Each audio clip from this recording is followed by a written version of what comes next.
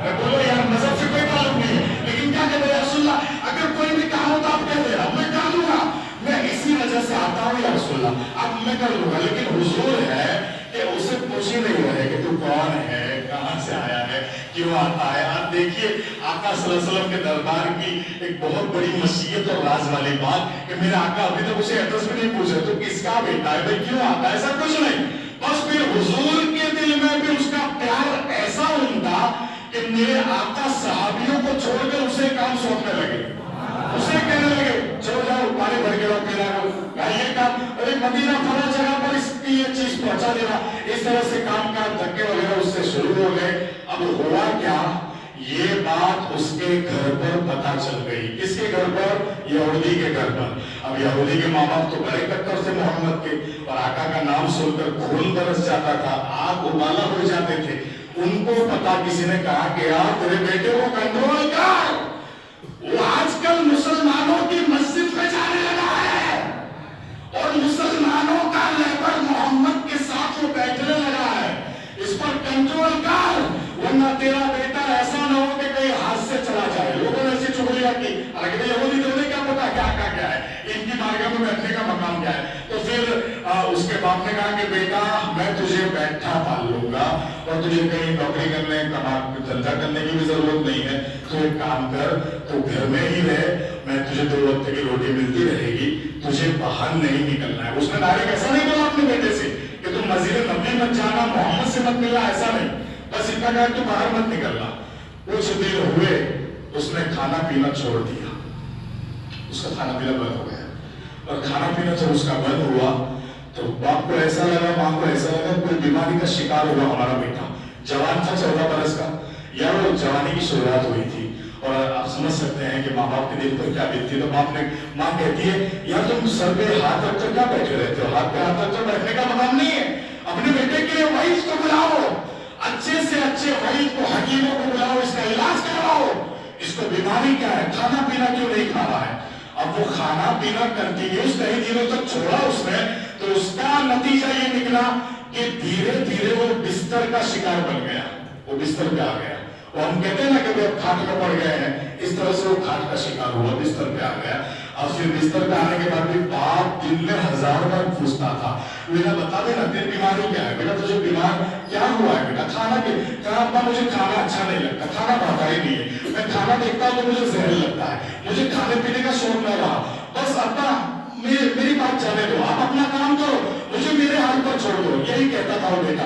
لیکن ماں باپ کی ممتا اسے اکیلا چھوڑنے کو تیار نہیں تھی. یہ وہ سننا دل کاپ جائے گا، روح تازہ ہو جائے گی، ایمان جگمگا جائے گا. اتنی بہترین یہ یہودی کے بچے کی ہسٹری جو حدیثوں میں نقل ہے توجہ چاہوں گا. اور پھر باپ کہتا ہے بیٹا ہمارا تو فرض ہے نا تجھے اچھا کرنا، ہم تو کچھ بھی کریں گے، حکیموں کو بلائیں گے، ڈاکٹروں کو بلائیں گے. بڑے سے بڑے مکے مدینے کے حکیم آ کر چلے گئے، اچھے سے اچھا خرچہ کیا. لوگوں نے، یہودی برادروں نے مدد بھی کی، اس کی دوائی کراؤ، اچھے حکیم کو دکھاؤ. لیکن کوئی فرق بیماری میں نہیں آ رہا ہے کیونکہ بیماری پکڑی بھی نہیں جا رہی تھی. اور وہ خود خاندانی غریب تھا، وہ خود غریب تھا، وہ بچہ بھی غریب تھا، والدین بھی غریب تھے. اب ہوا کیا، بالکل آخری وقت آ گیا اور ادھر آقا صلی اللہ تعالیٰ علیہ وسلم روزانہ صحابیوں کو لے کر بیٹھتے تھے. میرا آقا نے سلمان فارسی سے پوچھا سلمان تم پہچانتے ہو 14-15 برس کا ایک بچہ آتا تھا، وہ کئی دنوں سے دکھ نہیں رہا ہے. دیکھا نا ایسی محبت کا بدلہ کوئی نہیں دے سکتا ہے. یا رسول اللہ یہ ضروری نہیں کہ ساقی کی نظر ہر کسی پر ہو، یہ ضروری ہے کہ ساقی کے اوپر ہم سب کی نظر ہونی چاہیے. ہمیں تو ماننا ہی ہے کہ وہ ہمارے آقا ہے، لیکن یہ بھی مت بولنا ہمارے آقا ہر امتی کو نام سے پہچانتے ہیں. اس میں کوئی شک و شبہ نہیں. میں ہزاروں حدیثیں رکھ سکتا ہوں اس دلیل کو لے کر. محمد عربی کا وہی مغرب العالم الغیب الشہادہ. توجہ، سلمان کو بچہ دکھ نہیں رہا ہے. وہ یہودی کا، ارے وہ بچہ آ رہا تھا وہ دکھ نہیں رہا. آقا نے یہودی میں کچھ نہیں کہا، وہ بچہ دکھ نہیں رہا سلمان. تو پھر سلمان فارسی کہتے ہیں رسول ایک کام کرتا ہوں، میں تلاش کرتا ہوں کہ اس کو کیا ہوا ہے، کیوں نہیں آ رہا، وہ کہاں کا تھا، کہاں تپاس کرو. سلمان فارسی نے تلاش کے لیے پتا چلا وہ بچہ بہت بیمار ہے اور بیماری کا شکار ایسا بن گیا ہے کہ اب وہ ان قریب دنیا چھوڑنے والا ہے. اتنا بیمار تھا. खाना पीना बंद किया था, तो वो दुनिया से जाने वाला है या रसूल अल्लाह। तो वो सलमान फारसी आकर कहते हैं या रसूल अल्लाह उसकी हालत बहुत खराब है और वो आजकल चला जाए वैसा ही हो गया है। कहा इतना बीमार है? कहा कोई बात नहीं। अब इधर यहूदी के घर में मामला क्या चल रहा था? बाप बार बार पूछता था बेटा तेरी बीमारी बता, तुझे क्या तकलीफ है? आखिरकार बेटे ने देख लिया कि अब मेरे कुछ लम्हे बचे हैं दुनिया में, अब तो मुझे मेरी बीमारी का राज खोल कर ही जाना होगा। बाप से बेटा कहता है बा मेरे सिराने आके बैठ, मैं तुझे बताता हूं मेरी बीमारी की वजह क्या है, मैं तुझे बताता हूं कि मेरी बीमारी क्या है। बाप को बिठाया सिरहाने और फिर वो बच्चा 14 बरस का आशिक रसूल कहता है अब्बा दुनिया की कोई बीमारी नहीं है मुझे। बोलो ना यार, दुनिया की कोई बीमारी मुझे नहीं अब्बा, अब्बा मैं मरीज़े इश्क़े रसूल हो गया, अब्बा मुझे मोहम्मद की मोहब्बत की बीमारी लग गई है।